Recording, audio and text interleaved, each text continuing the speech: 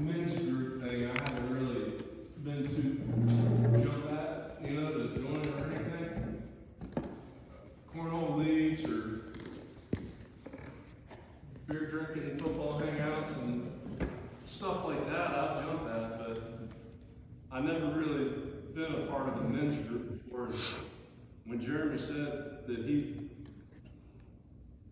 kind of said he was joining, or didn't really say hey, I started a men's group. So I started asking questions. I was like, who's going? And what are you doing? And who started that? And he was like, I did. And I was like, oh boy, Blue. So basically, I'm excited to be here, and my faith has been, I would say, pretty strong my whole life. My mom said prayers for me every night, and I kind of grew up like that, but I haven't been too keen on religion. I grew up in a Catholic church. I went to a Methodist youth group, and just some of the humanity things of, oh, why do the Catholics do it like that? Or, oh, you can't get married outside unless you take classes. And I'm like, I've gone to this church my whole life. Like, what are you talking about? And I wasn't, I was full of piss and vinegar, and I didn't want to take any class. So I was like, I just don't know how everybody else has been. But me personally, I feel like I've tried to have a relationship with God my whole life. And sometimes I've been a little distant because of other reasons that shouldn't have really played any part in it. And as I've grown up and experienced miracles like the birth of your kids and stuff like that, it's easier to see. But I feel like my path in life, I have opened doors that have been laid out for me, and I've made good choices, and I'm really happy where I'm at. I'm sure there was a lot of doors or signs and stuff that I did not see.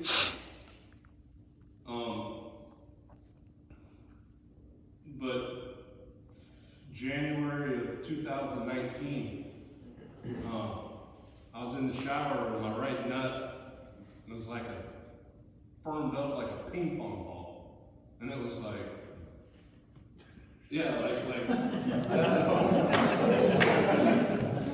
hard. And it was what the hell? And I didn't know if I needed to let loose some loads or what. But I played the man card. I don't jump to a doctor.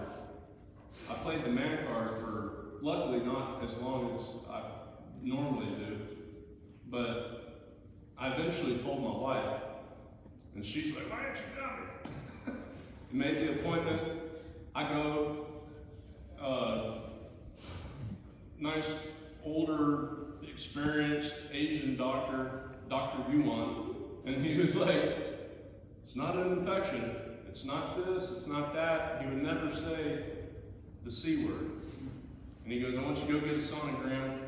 And I'm thinking I read enough Google that I was sensitivity on the front of your testicle, and I was like, oh shit. And I was reading about testicular cancer.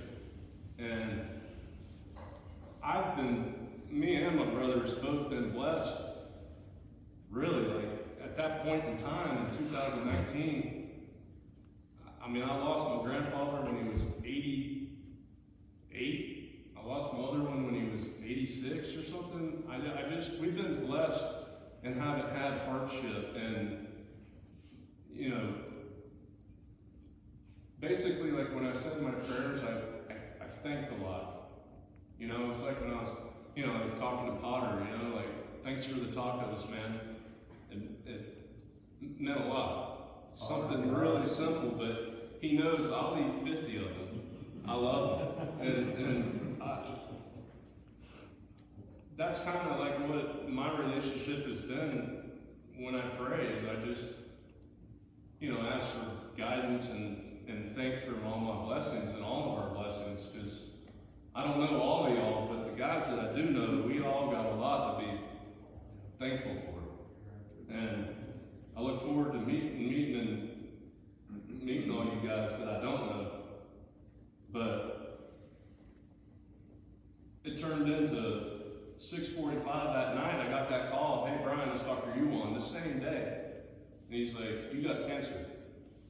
And he's like, "We need to get it out ASAP." And I was like, "Cool.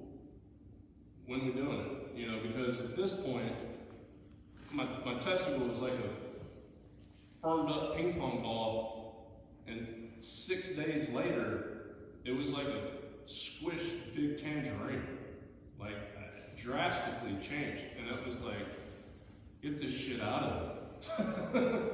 So I went into the surgery and was like, I was upbeat and I was thinking to myself, like, I don't know shit about cancer. I've never researched it. I didn't, like I said, I was blessed. None of my friends, none of my family, I've just been blessed. And so that unknown started creeping in, and I know everybody's had some sort of unknown creep into their lives. And for me, you start getting on a dark thought slope. It's slippery, and it'll consume you. And I tried my best. Like, I told myself, like, all right, we're all gonna have to cross that bridge, whether it's cancer or heart attack or whatever it is that comes to get us. We're all gonna cross that bridge. And I didn't suck my thumb that it was coming at me when I'm 30. At the time, I was 38 years old. And it was like, it is what it is, let's go. So, when I'm laying in the pre-op, and Dr. Yuan walks in, and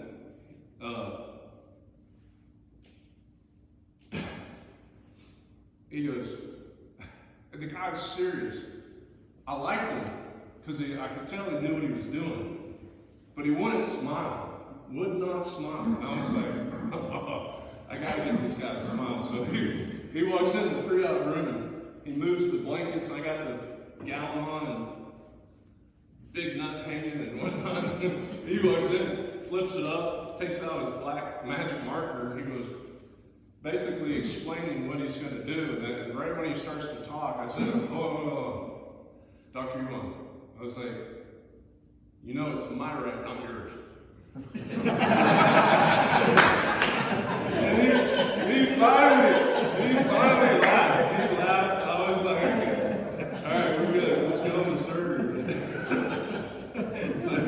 So anyways, I learned more about the male anatomy, and you think you know, but I didn't. It was crazy, but he ended up cutting me, like if you go across from your bladder, it almost looked like I had like a little C-section cut. And he scooped my nut like an avocado and pulled it out. And he pulled it out all the way up there. And I was like, how are you getting my testicle? And I woke up and everything went good. He was real positive. He's like, man, the tumor was intact. I think we got it all. And when he first told me that I had testicular cancer, it was just testicular cancer, and the surgery was 2 days later. So it was kind of the one point of this whole process that was quick. The rest of it was a mental mind game. And that's where, to me, that's where the darkness, that's where the weakness would creep in if I let it. Because it's like, okay, the surgery went well, your testicle's intact, we did the pathology. There's an old man type of testicular cancer and there's a young man type of testicular cancer. You got them all. You got all 5 types. And I was like, that doesn't sound good. And he's like, it's just rare. He's like, don't, come in and we'll discuss the paperwork and everything. So that was, I had my testicle removed on Thursday. He diagnosed me on Tuesday, and we're talking like the following Monday or Tuesday. So the whole time from the surgery, waiting to see like what kind of cancer is it? I mean, obviously it's testicular, but what is it? Because you know, at this time I had, I was trying to keep my wife off the internet, and I was trying to stay off the internet, and you learn a little too much that you don't wish you didn't read and whatnot. But anyways, I didn't know, I wasn't scared of the fight. I was scared of, I didn't know who I was going to fight with. And I didn't know exactly what I was fighting and what it was going to entail. And that's what I was praying about. I wasn't, at that time, I wasn't thinking, why me? I remember I was in church, and it was fairly recently to when all this was going down. And I can't remember the people's names in the literature, but this guy was ravaged with disease. He was just getting annihilated for years. And he kept praying and thanking the Lord. And his wife was eventually just like, what's your deal? You know, what after he's done all this to you and you've had all this happen to you, like, how do you continue to praise and thank him? And that story really stuck with me, especially when the health hardships started coming. Because when I really thought about it and prayed about it, it was like, why not me? It's not like, why me? It's like, why not me? I would rather deal with this and deal with what the 2 years brought than my daughter or my mom or my brother, you know? So having that mindset and not, why do I got cancer, sucking my thumb, I feel gave me so much strength. And then, like, if all y'all, loved one comes up to you and hugs you, and you know what there is to lose. So it was more like, let's go. I just need to know who I'm fighting. And I own a landscape business and work outside a lot, on site. I'm very hands-on and I like to work. And I've been blessed that I work in the area, that I come home, and this was,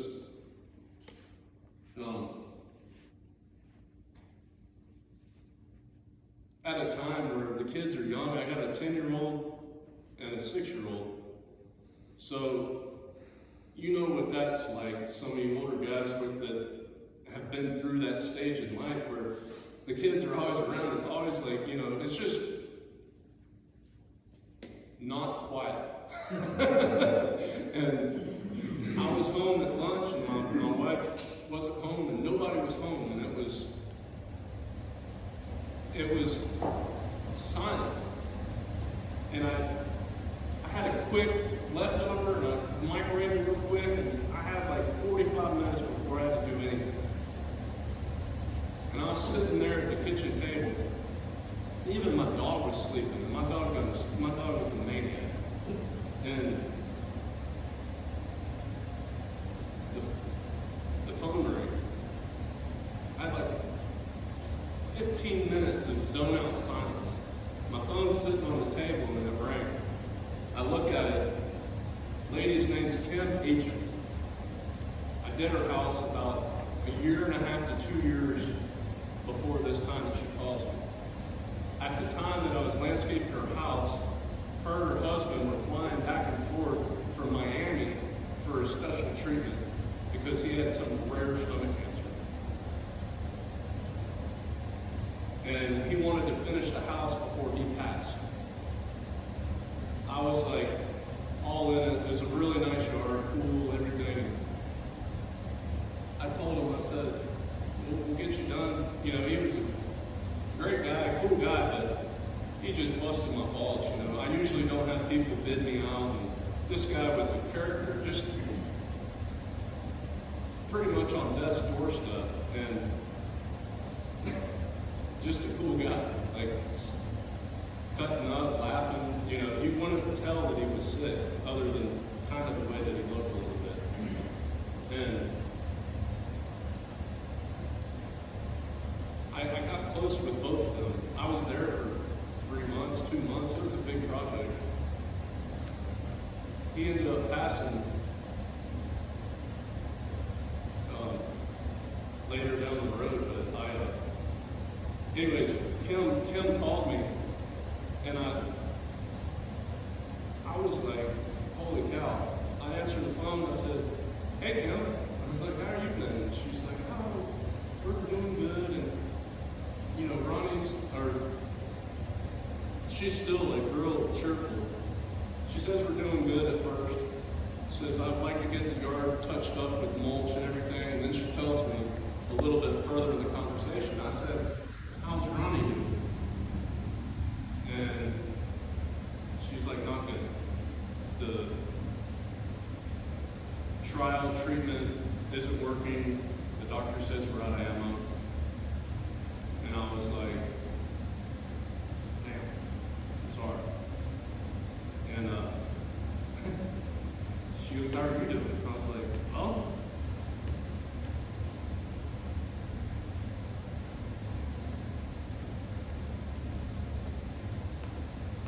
been diagnosed with cancer. And she's like, you're kidding.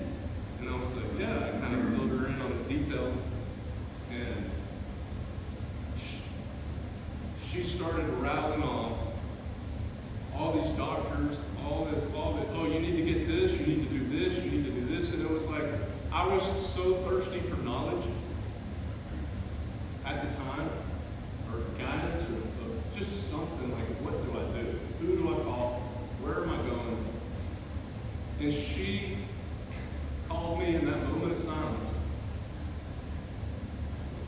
And her husband's dying, but she was so like unbelievably like helpful and cheerful, and like, I'll help you do whatever you need to do, you know, like, let me know what they say, blah, blah, blah.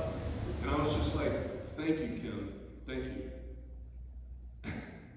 And she goes, Ronnie, I've been through a lot of the Atlanta doctors. There's this doctor that Ronnie's seeing, I really like him. His name's Dr. Reddy. And I'm like, okay, awesome. And she goes, I think you should really give him a call. And I was like, okay. I was like, thank you, Kim, so much, and I'll be by and get your yard taken care of and all that for Ronnie and whatnot.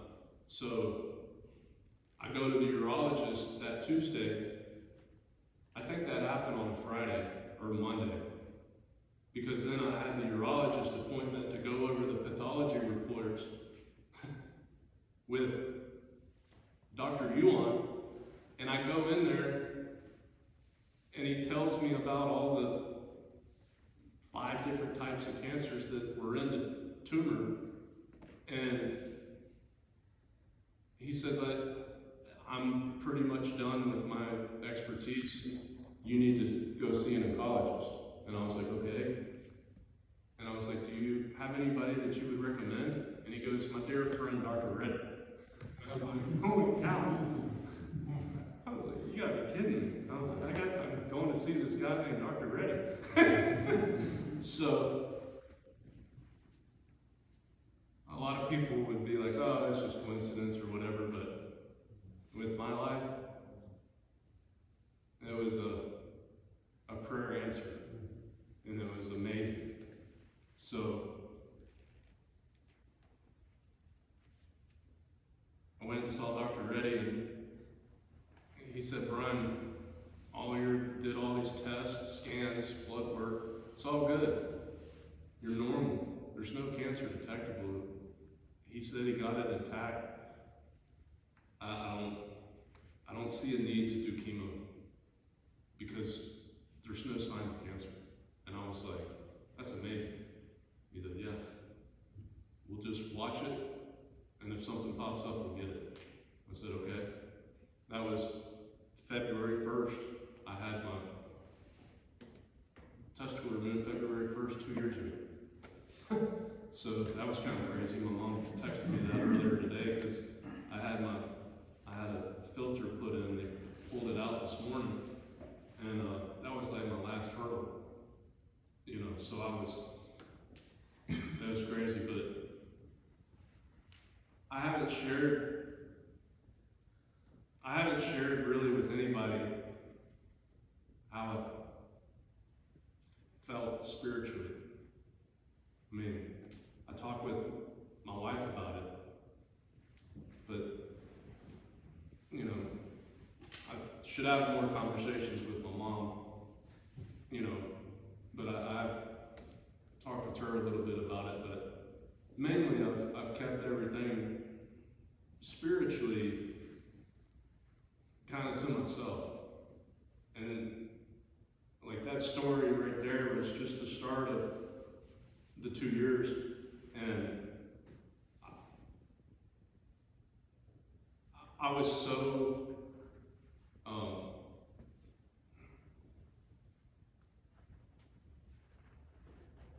that was pretty much, I would say, that my first real, like, direct prayer answer right in my face. Like, it was like, you know, wow. Whoa, it was when, especially when, like, Dr. Yuan goes, my dear friend, Dr. Ray, I was like, you gotta be kidding me. I mean, it just was, and I looked at my wife, and she looked at me, and she's like, wow. And I was like, yeah. Because I told her all about the Kim conversation.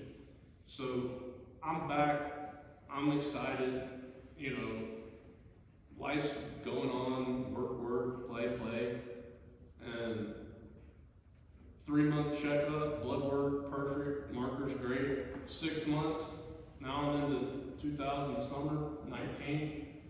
We're at the beach, me and my brother at the beach, and it was a great family vacation, and I get back, and like, you know, that Monday or whatever, I get the phone call. Hey Brian, you got a protein level high. We need to come in and take some more blood. I said, okay.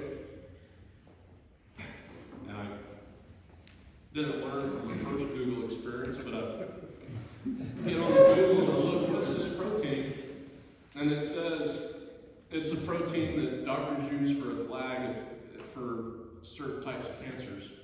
Testicular cancer, cancer, and I looked and I read it and I was like, ah, damn. And I looked at my wife and she's like, it could be something else. And I'm like, could be. And so I get a CAT scan and I got a lymph node in my back that was swollen. And I go, and I like, oh man, you know, is it cancer? Is it good? So then that's when I was talking about the whole like crazy waiting game. I don't know how many of y'all have had COVID, but the best way that I can relate it is if you think you did have it and you were nervous about it, and you got the little nostril test and you're waiting there for 2 days, thinking, oh man, do I have COVID? It's like that times like 10 or 100 or something. And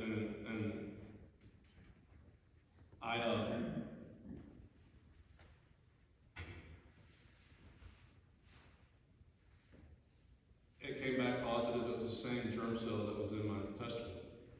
And so I was like, okay. And I felt comfortable, and I don't know, like I knew there was a possibility, so I was more mentally prepared for it, and it was a lot less dramatic in my mental state than the whole Dr. Yuan and all that was. So I've had time to digest what the possibilities were and what was in front of me. So when I got the news, I was a little more like, okay, you know, what's next? Let's go. And I ended up doing 4 rounds of chemo, and it was every day of the week, Monday, Tuesday,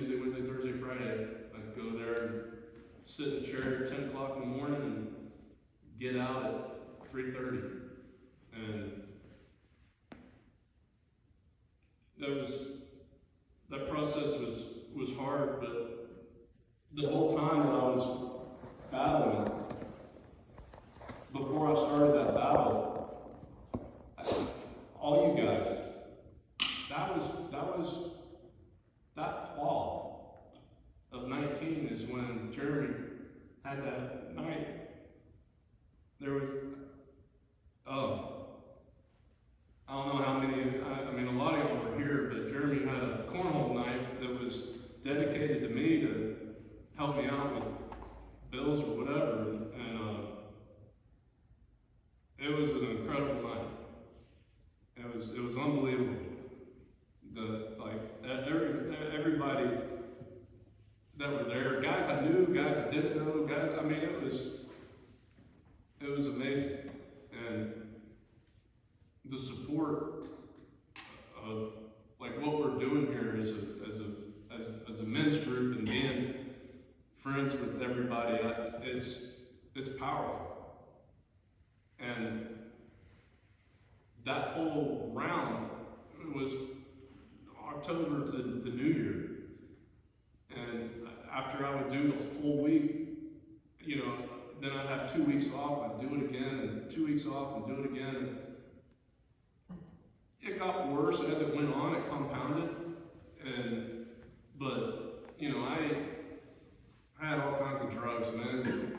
And I'll tell you what, the best one was cannabis gummies to counter chemo. If any of y'all have to go through any of this shit, I'll coach you up and help you out. I had some really, really good friends that came together and stocked me up, and they give you all the lorazepam. Oh, it'll help with nausea, but it'll constipate the shit out of you. And it's like, you know, chemo had every side effect that you would think that it would have. And that's the last thing you need to do is take a drug to keep you from throwing up, and then you can't poop. And it's like,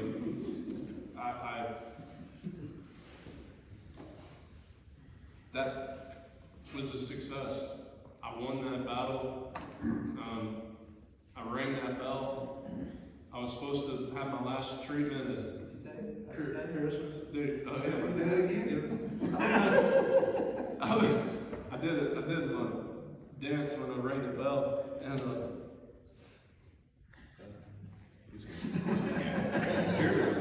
what was amazing too is like not only just everybody rallying around me and cheering me on, but the strength of what I already talked about with the Lord and inside mentally. When you're on that dark slope and you get a funny text from Potter, like, dude, you get right off that slope, and it's like it'll just, your brainwaves will just totally change, and that was, I mean, yeah, cancer, it sucked, it was very painful, it kicked the shit out of you, but overall, man, like where I'm at right now, I feel like I'm much more, like Jerry was talking about, being a better man than I was pre-cancer. And balance of life, I think everybody struggles with. Family, work, play, you know, it's a constant struggle, but when your back gets against the wall, it gets easier to see, you know, where you really should be looking. So I rang that bell and watched my hair grow back and lost some chemo weight, helped my golf game. I always said that I always faded to the right, and it just pissed me off because I used to, back in my heyday, I used to crush the ball with a draw. So when they cut my nut off, and I'm a little heavier on the left, it's gonna get my draw back, and I did. My golf game slightly improved. It was great, but I also think a lot of it was, you know, it's not too often in life too you get to sit in one chair. for 5 hours every day and just sit there. Luckily, I had my wife or my brother or my mom or my dad come and sit with me, but I just sit there. And you think about everything. Like, what if this doesn't work? Man, I really wish I could play some cornhole right now. You know, like the full spectrum. And the life's going on, and then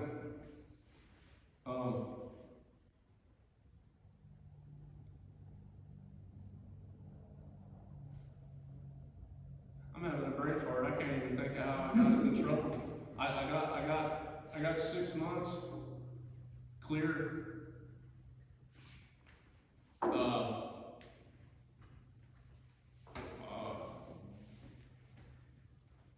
I can't remember right now how the second round initially got discovered, if it was a blood work or what or whatever. But basically, I think I got my stories backwards. I think the beach, when I came back in that protein that I was talking about, that was after I did the chemo the first round.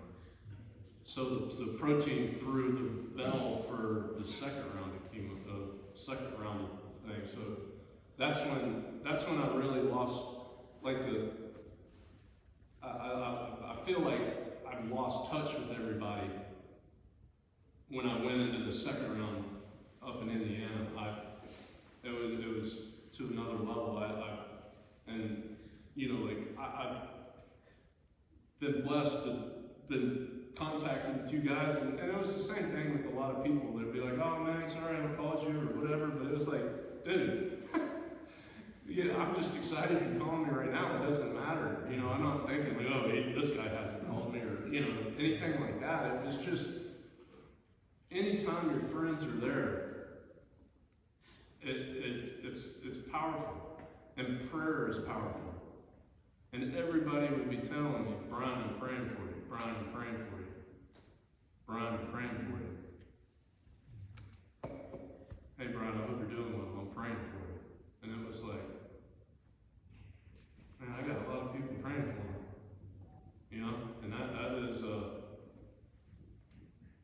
unbelievable feeling. It was really strengthening. So when the cancer came back, then I got scared, because I was like, okay, I know what the round of chemo did to me. I know what I've been through, and it's still here. Like, how is this possible? I knew it was possible, but it was like all those fears would creep back in, and you know, now what am I gonna do? Dr. Reddy, you know, so there again, friends. I've had my buddy since we were in 6th grade, and I played too good at defense, and he'd throw a basketball at my head. We've been best friends ever since. I'm talking to him randomly, and he goes, "Hey, I was talking with an older gentleman that I work with, and he actually 13, 15 years ago went through what you're going through." And I was like, "Really?" And he's like, yeah, bad. Because once testicular cancer leaves your testicle, it usually goes into your lymph nodes, and then from there it's brain, liver, lungs. And when I got the protein back, and it's been 6 months since any of the scans, I'm thinking like, once you get scared, then you start thinking of all the crazy stuff. And then nothing good happens from it. So I start thinking the crazy stuff. I'm like, shit, what if it's in my brain? And because when I was in chemo, we met a young couple that was just amazing, but he went through it worse than he had it in his brain. He got rid of it in his brain. It went back into his brain. And the 6 months that I got healthy, he died. You know, I was going through the cancer, getting my nut cut out, and me and my brother's best friend, and a good friend of mine, you you know, that same spring that I was getting better and excited to go on a golf trip with him, he couldn't even finish his catfish dinner. And he's a big boy. He's 230, 6'4". And I'm like, Charlie, what the hell, man? You gonna eat that? I said, you know, a month later, he's diagnosed with stomach cancer. And it's like,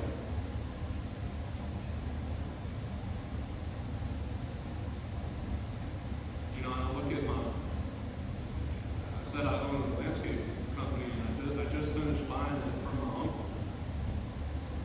And my uncle's a Wikipedia. You look up Wikipedia on Google, you look up workaholic, and my uncle's pictures there.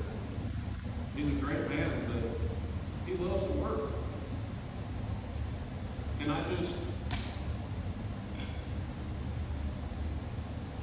it's people like that I would talk to and try to. I just don't want to. I don't ever want to have any regrets. I don't ever want to have any regrets. And let's just say my first round of chemo didn't work and I passed. I would have regretted the last 10 years of my life as far as my balance. I feel like my balance could have been better. I could have, like I'm saying, like what everybody's here for right now, talking about making things better for all of us as friends, for people that we don't know in the community. That's what I would have changed. So, moving forward, hopefully for the next 4 years of my life, I'm gonna have better balance. That's one thing that I really took from cancer is all of a sudden, the thing that you're stressed out about really doesn't matter. It don't matter. You know, lady, I'm excited that you're having a big party, you know. If I'm not going to have your yard totally done for your party, I'm sure your party's going to be just fine. But I would take that as my word. I would take that's just who I am, my integrity. I would try to get it done for her party. And I would stress out about it, or I would sacrifice a Saturday with my kids for it. And it's like, no. I should play in the yard with my kids that Saturday. Just worked my tail off Monday to Friday. If I got it done, I got it done. If I didn't, that lady will be just fine. So, I think everybody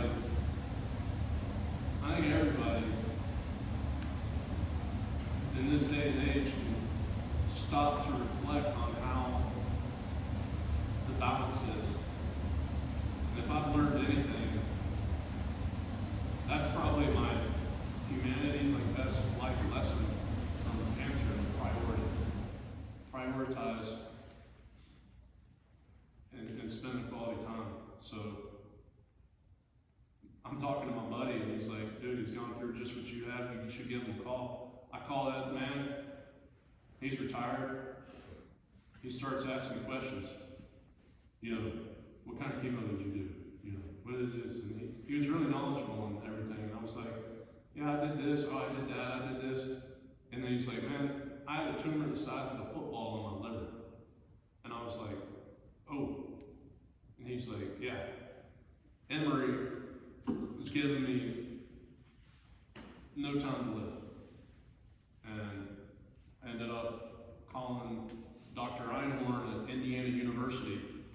And that's where a lot of people's gone. It's kind of like Duke with brain, MD Anderson with the rare cancers. If you have testicular cancer, you go to Indiana University. And so he's like, I'll send you the information. I got the numbers, the guys we need to call. I'll text you everything. And I was like, hung up the phone, and I was like, thank you. Random. Crazy. So So I get an appointment with Indiana and talk to Dr. Reddy, and he's like, absolutely. Well, I'll do everything that we need to do, let's do it. So they ended up wanting me to do a week of chemo here, which was a different type of chemo that I haven't had. And I did that for a week, and then I had 2 weeks off, and then I went to Labor Day weekend 2020. I was driving to Indiana on Sunday. And when I got up there, the plan was they were going to harvest my stem cells and give me like a 10 times stronger chemo and kill everything. Bone marrow, take me to nothing. And then put my stem cells back in and rejuvenate me with new cells. And I'm like, cool. that sounds crazy. And they're like, you're young enough. You're young enough. And they're like, if you're old, if you're older, we won't do it. I'm like, why? And they're like, you won't make it. And it's like, okay. And then there again, the protein was mid-June. I found out I had cancer. I didn't know. I knew that it was in the lymph node the first time, but when the second time came around and that protein popped up, they didn't even know where it was. And so from the time that I had the blood work done to schedule a CAT scan, it was like 8 days. And it was like 8 days was like 8 months. It was like, is it in my brain, is it in my thing? Do an MRI, do the thing, do all the hospital stuff. And I was scared, man. I was super scared. I was like, please don't get in my brain. And I think I was more obsessed with the brain because of the guy that I met in the past that had it in his brain. And it just doesn't sound cool, having cancer in your brain. So I really was scared about that. And did all the MRI, came back, wasn't in my brain, wasn't in there. It was in my lymph node. And it was back in the lymph node where it was the first time when I did the biopsy, but this time it was in my lymph node there, it was in my abdomen, it was in my chest, and it was up on my neck. And I was like, damn, that's good. At least it's still in my lymph nodes, it's not in my brain. I mean, that's where I mentally was. And so I go up to Indiana and they hook me up in the machine and they take all my blood and I'm nervous, but I'm at the, I'm being myself and I'm cutting up with the nurses and trying to stay as positive as possible as I have tubes sticking out of my artery in my chest and it's going in my vein and the machine's pumping blood, laying there in this thing, and it was pretty damn wild. And there was a bag up here and it started filling full of this creamy looking substance, and it was yeah, it was crazy, but it was like an orangey ivory. It didn't look like blood at all, and it was like, that's crazy. You're such a freaking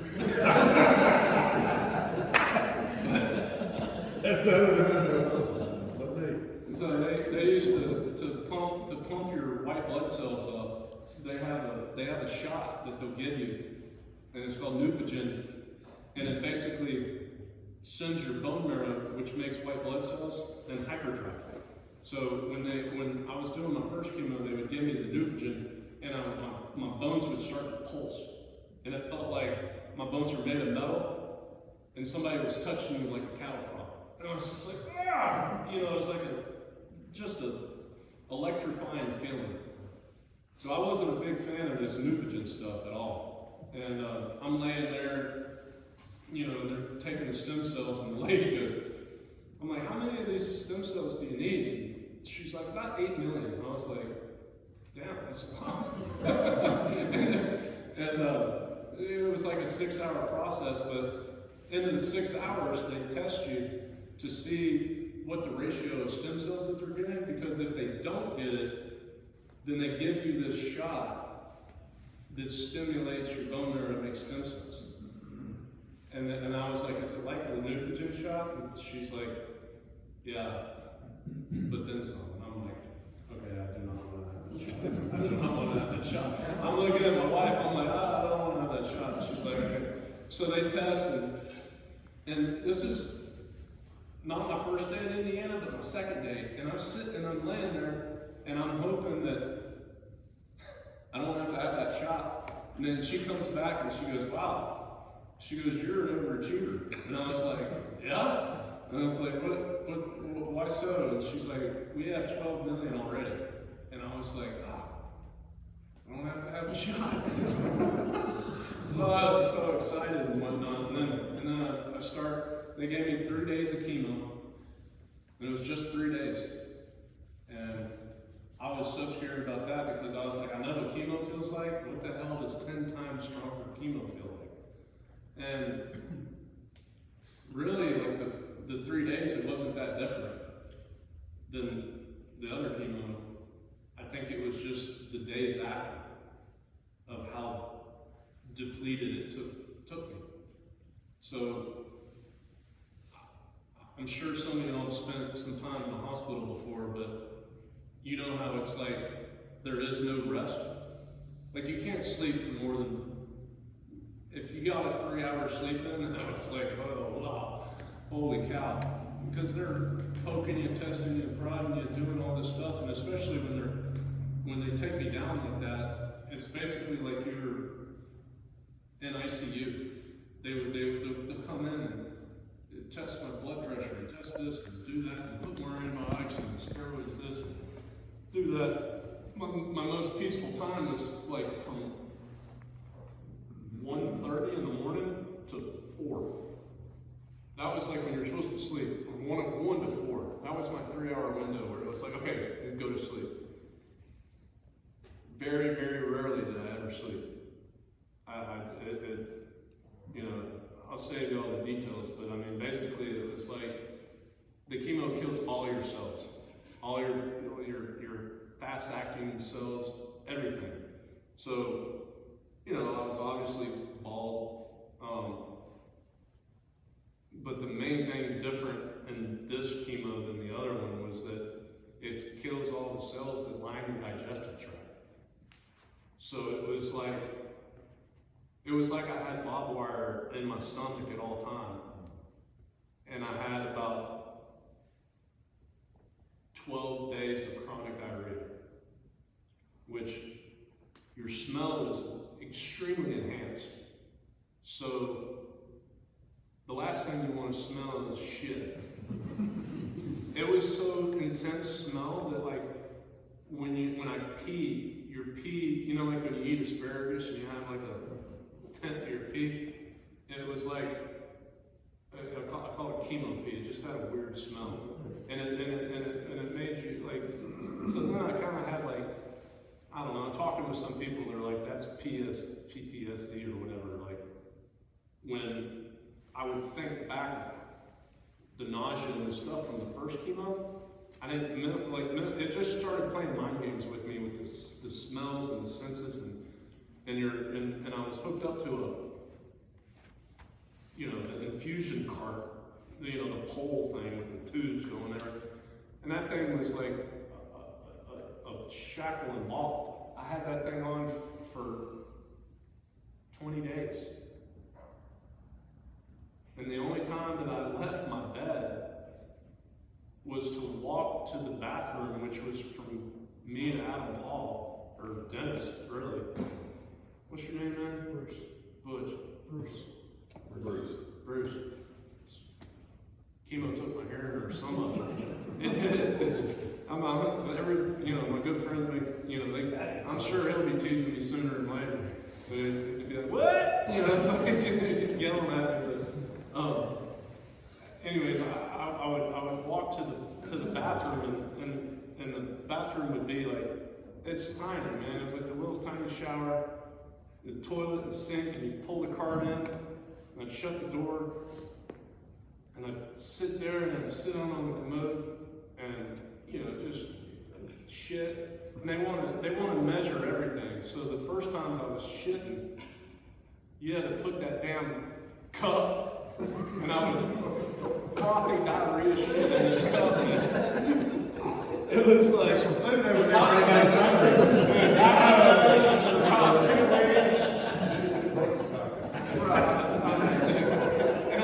Get them while they're hot. And I would look, and it'd be like 300 milliliters, and I'd be like, and then I was so like, I can't, and the nurses were like, oh, leave it, and I'm like, oh my God, I'm leaving this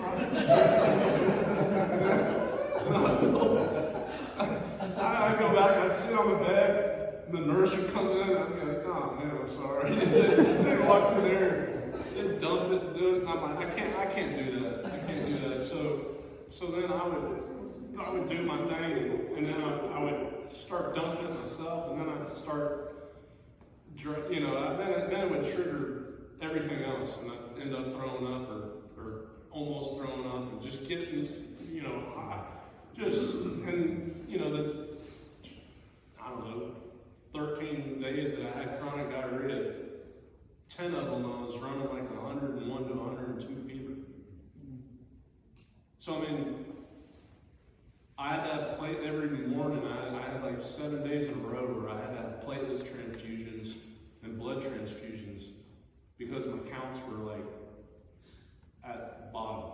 Like my white blood cell count was 0.001. Like I had nothing. And I guess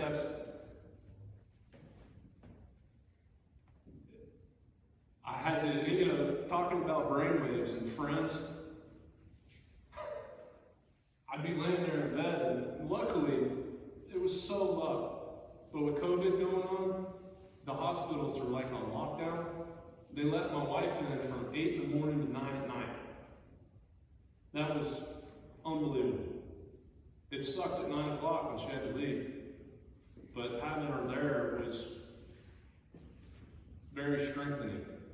And once 9 o'clock came, and it was dark, and I didn't feel good, and you look at the clock and it was 10:30. And I'm like, man, some days I try to struggle it out and play PlayStation with my brother and some friends, because I brought my PlayStation, and I get in this recliner and I put it up and I pull my cart over and I put a wet washcloth on my head and I put the headphones on and I start playing, and I couldn't do it. I tried. I made it a couple nights for an hour or two, and I just couldn't do it. It was crazy. And so then it pretty much turned into, once Erica left, the nurses came in at 10:30, they'd come in at 12, and then 12:30 to 1:30, they'd come in, and then they'd leave you alone from 1 to 4. But from the time that my wife left, I'd have these packs, these heat packs that get hot as shit, and then I put them on my belly, and I thought of this guy, because when they would cool off about every 20 minutes to 30 minutes, I'd have a stack of them, and I'd just keep them on my belly. So I had heat packs on my belly, I had ice packs underneath my armpits and around my neck.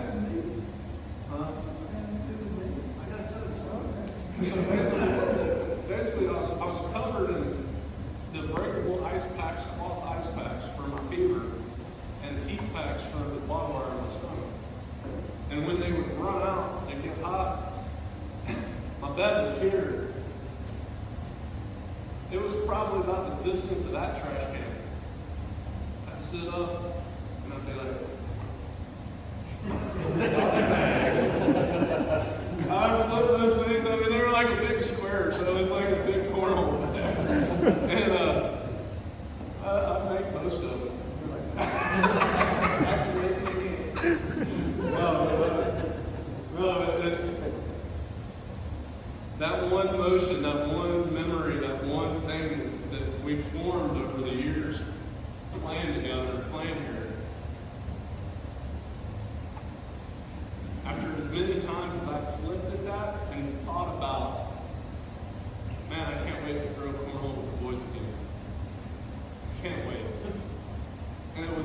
I always got excited. It was cornhole night, man. Let's go. I was ready. I was ready, but when I was laying in the hospital bed and I was tossing the fucking heat pipes at the trash can, I would have given anything to play a game of cornhole with my boys. And that's it. So, after 6 days, 7 days of that, I'm leaving that room, and it was relentless. It never went away. It wasn't like, oh, take an oxycodone and a Tylenol, and the fever's gone and the pain's gone. It just didn't happen. It was just consistent. And you're consistently getting weaker and feeling worse. And thank you for the CVS butt wipes. Man, I'm telling you. But there were nights that it was like 10:30, 11:05, 12:10. You know, those sleepless nights everybody's having. But it was like I was having them every night. Erica would show up the next morning, she'd look at me and she'd go, "You didn't have a good night, did you?" I was like, "No." But then there'd be mornings, there was a couple nights that went well. It's still the same symptoms and everything, but mentally, I would play music. Music was amazing. There's a song that I listened to when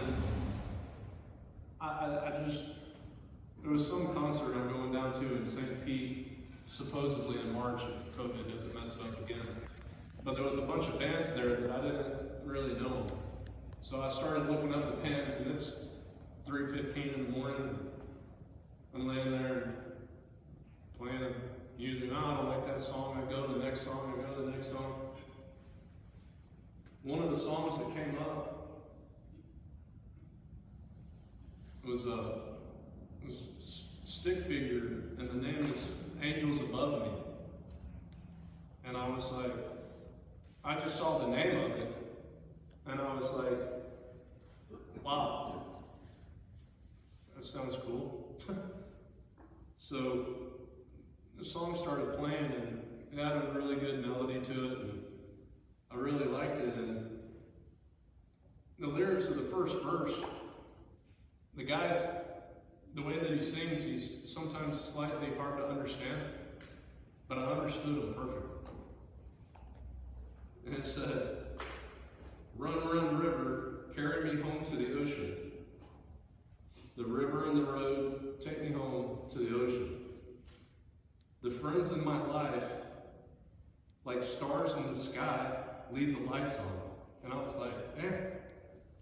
And at the same time, I'm opening, my mother-in-law put a Facebook thing on, and a bunch of you guys. And especially AJ's, Dallas, him and Courtney. Jeremy. They all sent, I had a stack of cards like this. And I'd be laying there, and my wife would just start reading.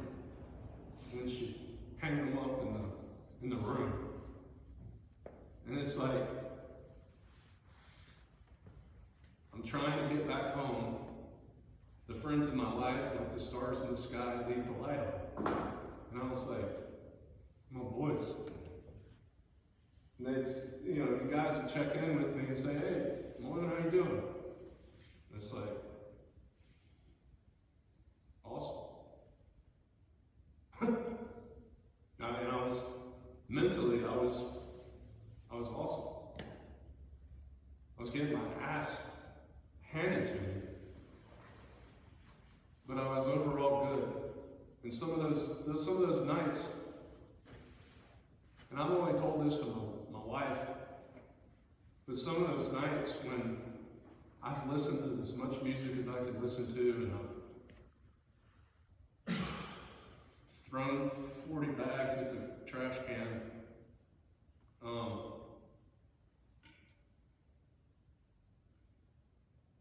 Some of the dark thoughts would pop in. And, you know, I'd just call the nurse and I'd be like, I just need help.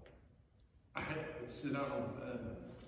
I was sweating from fever, and I was at the bottom. I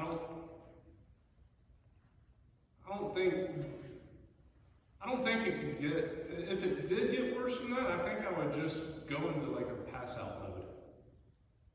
That's how I felt.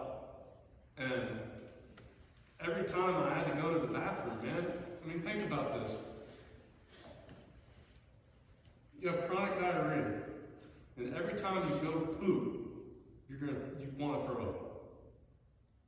And I'm sure everybody has had a bad something and have gone out of both ends. And it sucks bad. So I would say my times of like, oh no, not really when I was laying in my bed, but when I had to go to the bathroom is when all this shit happened. And it was a bad stretch. It was like, they gave me my stem cells, but it was like 10 days before they take hold. And it was like the 5th day out of the 10 days. And I was in the bathroom, and when I was having my moments at night, is usually mostly when I pray. And it was mainly, I mean, a nurse would come in every now and then, but it was just me and my pain. And I went into the bathroom, and the bathroom was tiny. It was like super tiny, and it was all tile. So it was like hard and cold, and you wheel the thing in there and sit down. And I sat down, and on my right shoulder, I felt that. And it freaked me out. I was like, I started looking up, and I was looking around, and I was like, what the hell is that? I'm looking, like there's a little air vent, but it's down by my ankles. There's nothing but tile. And I was like, that was really weird. That was really weird. And then I just kept thinking to myself, as I was finishing up in the bathroom, and I was looking around, I was like, man, that was weird.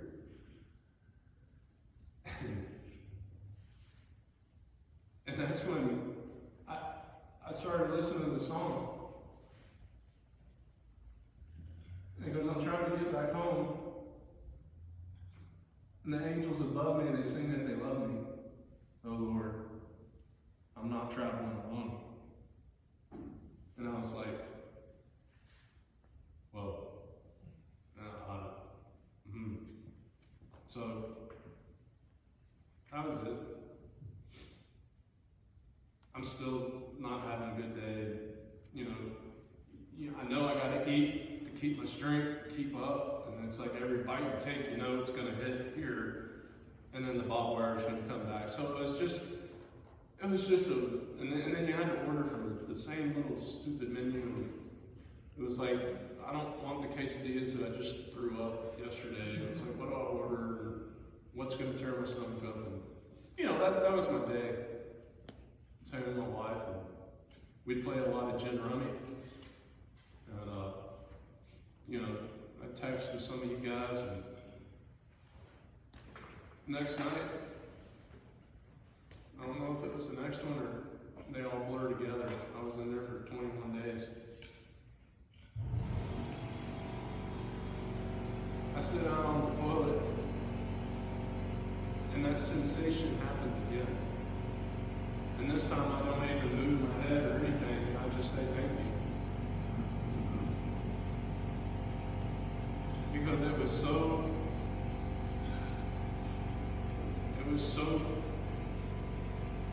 it just didn't make sense that it was like, I'm listening. I've been praying that just give me, like, just let me know you're there. I've never told anybody that. I told Erica, I don't know, a week ago, because I knew I was going to tell you guys. But my moral of the story is that no matter how hard it gets and how dark it gets, power of prayer is amazing. And he's there. You know, they just, before I went, this is the next thing, but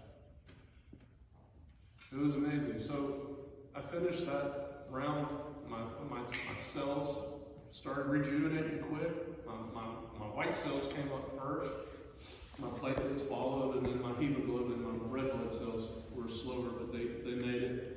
But as soon as my white blood cells really kicked in, I could feel it. I was like, oh my God. And then I went to the bathroom. It was a glorious turd. Oh my God. It's like, I'm back. It's not real. So it was amazing. And as soon as that happened, it happened quick, and it was probably 3 days, and I was discharged. And I got the drive home, and it was cool. I don't know how many of y'all have done it, but driving from Indiana to here, other than driving around Chattanooga and Tennessee sucks, but when you get through that, Kentucky and Indiana are beautiful. It was a good ride, man. You go over, like Louisville, it's got all these cool bridges, and you go over the Ohio River, and just the small things, you know, like I haven't been out of the hospital room in 20 days. So when I walked out the parking deck, I went in and it was like, you know, beginning of September, I get out, it's like the end of September, I was like, damn, it's cold. It's cold up here. And driving home, it was an 8-hour drive, and I had 2 days. I had 2 days with my kids. My mom and my dad stayed at my house, and you know, it was a good 2 days. I drove back to Indiana, and they hooked me back up with the chemo, and I did it a whole other realm.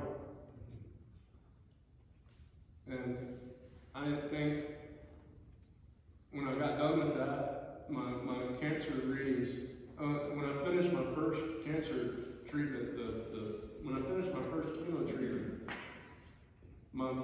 your cancer readings you gotta be below 8. And when I finished my first treatment, they were like 4.5, 5.4, in the normal range. It was like, awesome. We all know that it came back. This time, they do my tumor marker readings, and they're at 0.00. And it was like, well, that's awesome. Can't really get better than that. So I was like, that's amazing. So we come home, and you know, I started mentally. I was way ahead. Like, oh man, I'm back home, and my body was like, dude, no. And that was really hard and frustrating, and it took a couple weeks to really be able to function at all. And then that was right at the end of October. And the month of November, I went back to work. Everything was good. This is November, a couple months ago. And the doctor, the specialist in Indiana, I talked to him, and he says, hey, everything looks great. What's your last scan? A couple lymph nodes in your abdomen are still enlarged. They shrank. They didn't shrink enough.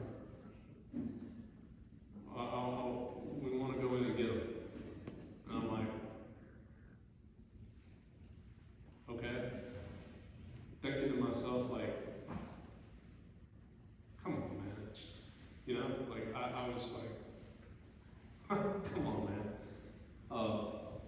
You know, it was a Zoom call. He was in Indiana, and I turned it off, and I just remember my daughter and my wife there, and I just kind of slightly broke down again, and because I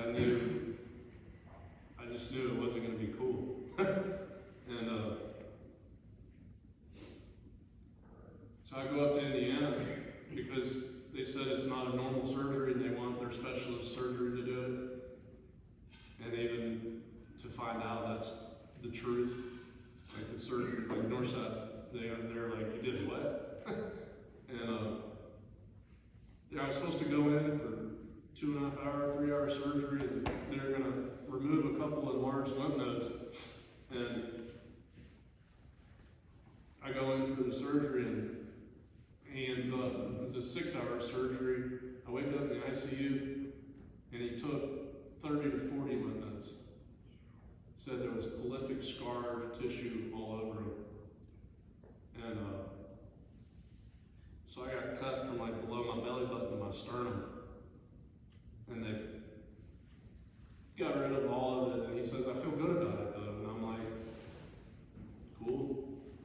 Once again, I'm in the hospital, but this time nobody was allowed in. So I was in the hospital hanging out again. And I got out of there on a Friday, stayed in a hotel room with my parents Friday night, ended up staying Saturday because I had a drain tube in my belly, and it was just, I was leaking fluid. And an hour in the hospital, they were filling up 750 milliliters of fluid and dumping it out. And I was looking at it like, is that normal? Is that like, what, you know? So I've just been recovering from the surgery. I've never had any major surgery. I don't know how many of you guys had it. It put me in the dirt. That was December 10th. I drove home Sunday night, got home Sunday night. Wednesday morning, I was back in the hospital. I had a staph infection. I had about 20 pounds of fluid that wasn't drained out of my abdomen, so I was swollen. Like, the pants that I normally would have to tie tight because they fall off me, I couldn't even put them on without them like feeling like they were cutting into me. Because all the drainage and everything, my freaking left nut sack, I shit you not, like that big.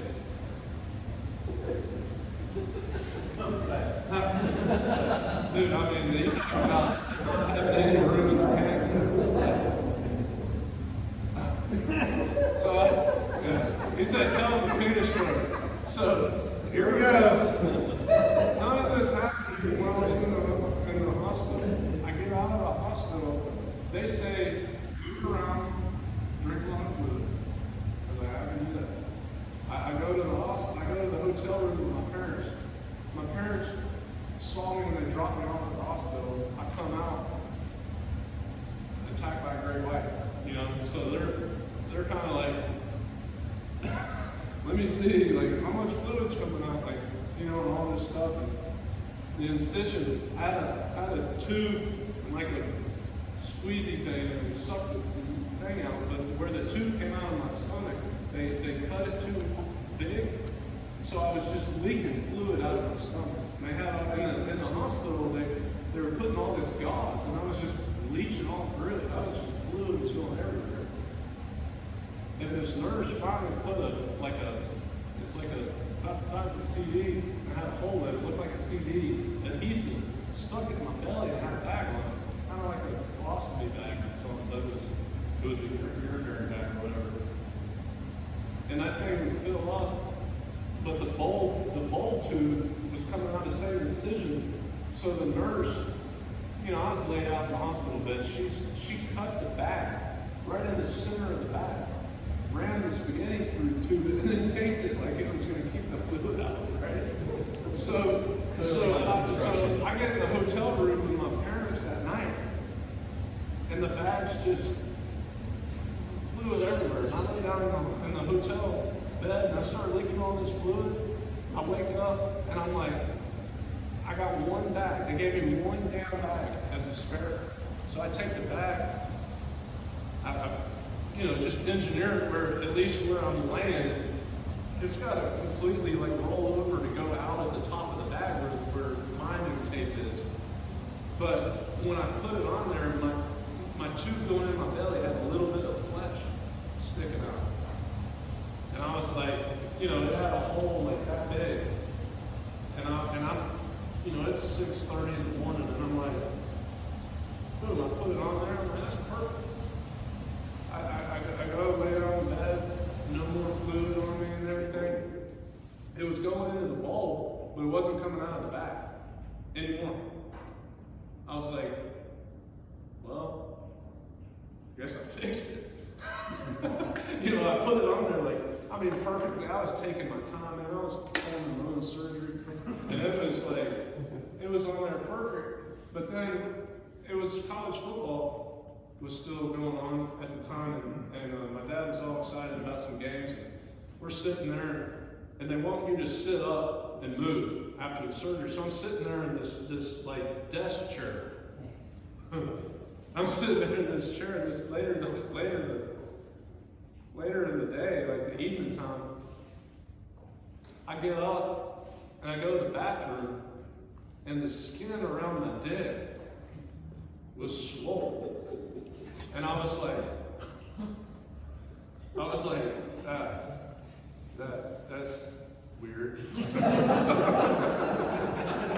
So I go back, and I don't know how close you are to your parents, but I'm like, hey, I was like, my dick's swollen.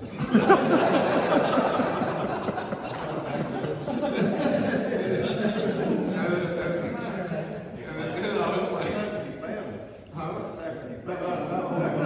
So I was like, my dick's swollen, and I was like, yeah, I was sitting in this office chair, and I was like, I ain't sitting in that chair no more, man. I was like, something's going on with this chair. My dad goes, you sat in that chair and your dick got swollen? I was sitting in that chair. He's like, hey, it's really like a cocaine. So we're doing a good job making light of the situation. And this Saturday's going on, and I'm sitting on the couch. Football's going on. Later in the evening, I go back in the bathroom. My nuts swollen. And I'm like, huh. I'm like, the bag isn't draining. My dick and nuts are swelling. I was like, I don't know. So I start laying in the bed, and I'm like, Dad, Mom, give me the pillows. I'm propping my leg and hip up real high so my nut would and drain towards the back of the boat. So I'm like, come on, get the hell out of there. And the next morning, I swear I think my nut was down a little bit, but my parents were like, do you really think we should drive 9 hours in the car? And I'm like, yes, we're going, let's go, let's do it. And we go, and it was a pretty decent trip, other than the whole time I was still sitting in a chair like this, and I could just feel my nuts just swelling. And it's like, oh man.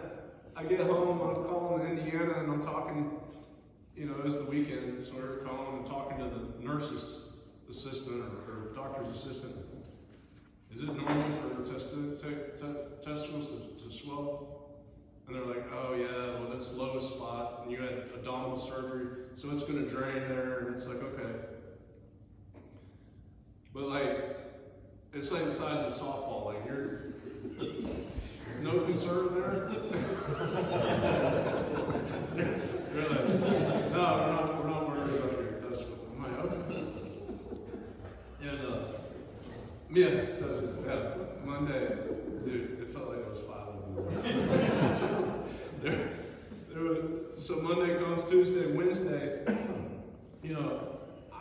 I'm so swollen that my dad kept saying, he was like, remember those National Geographics where the guys would have the nuts in the wheelbarrow? I was like, oh, Dad, come on, man. And so I ended up, I just, something wasn't right. And I went to the oncologist's office. I had 11 o'clock appointment. I called her at 7 in the morning. I said, something's not right. She said, come in now. She already had a hospital room for me. Then she put me in Wednesday, Thursday, Christmas Eve, Christmas, Saturday, Sunday, Monday, Tuesday I get out. And had staph infection and about 20 pounds of fluid got off. It was, I mean, I was a different person looking. I mean, I was like, to like, you know, 20 pounds of fluid. I weighed 242. And I normally am like 215, 220. And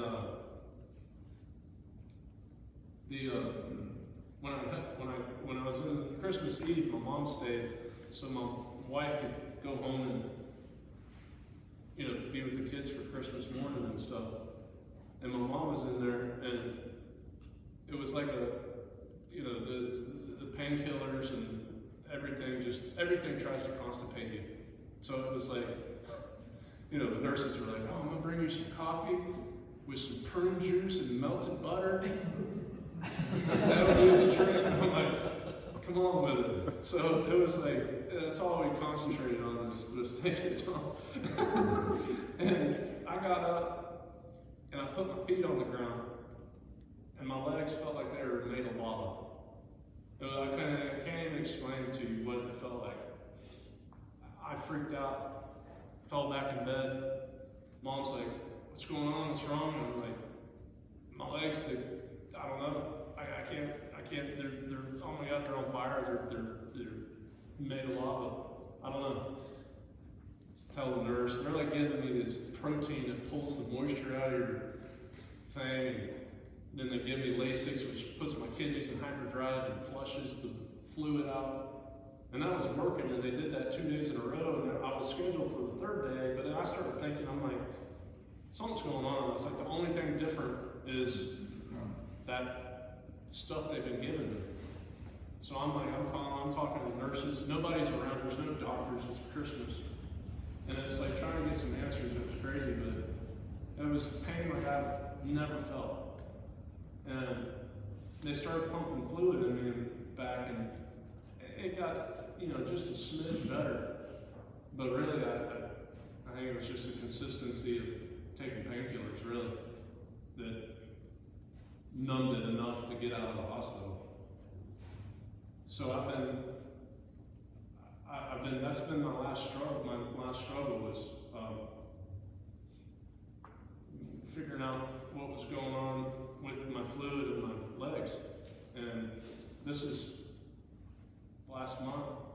And it turns out that one of the surgeons here was like, man, what they did when they moved all your organs and they cut all that stuff out, they probably stretched nerves and cut nerves. And that's what you're feeling is nerve pain in your leg. And it's like, yeah. It was like, does that grow back? And they're like, slowly. Some of it, if you cut it, might not. You know, and I'm like, okay. So I'm just worried about my legs. And I was laughing with some of my buddies. I told them I went from 40 to 90. And now I'm on my way back down to 40 again. And when I got out of the hospital the second time after Christmas, I'm guessing that probably what, 95 maybe feels like. And so when people ask me now, hey, how you doing? I'd be like, well, I'm about 70 right now. I'm feeling good, and it turns out I finally had a Zoom call with this specialist surgeon in Indiana that did the surgery. And I haven't talked to him since the day I left the hospital in Indiana, which was at the time like 5 weeks prior. I started telling him, he's like, how you doing? The doctors have been keeping me updated on your fluid situation. And I told him, yeah, I got my drain out. I was like, everything, I'm doing good. But my legs, extremely sore to the touch? I was like, yeah. He's like, do they have like a burning electric feeling? I'm like, yep.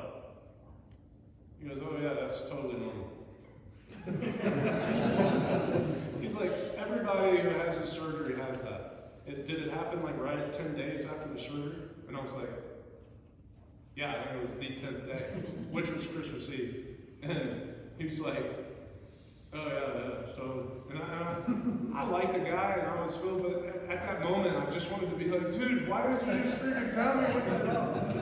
I didn't say anything. I was just like, okay, good. So mentally knowing that it was normal and that I was going to recover from it, it's still along the same theme of the power of the way you're thinking.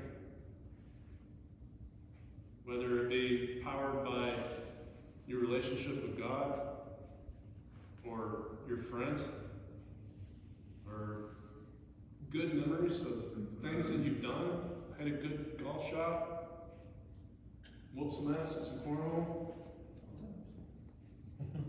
When was that? It all. It is so, the light is so, the slippery slope of darkness is powerful. But the light is so much more powerful. It's just keeping your mind right. And when your mind's right and your relationships are tight, bring it on. You know, you can go to nothing and come right on back. Party with your boys. Glad you're here.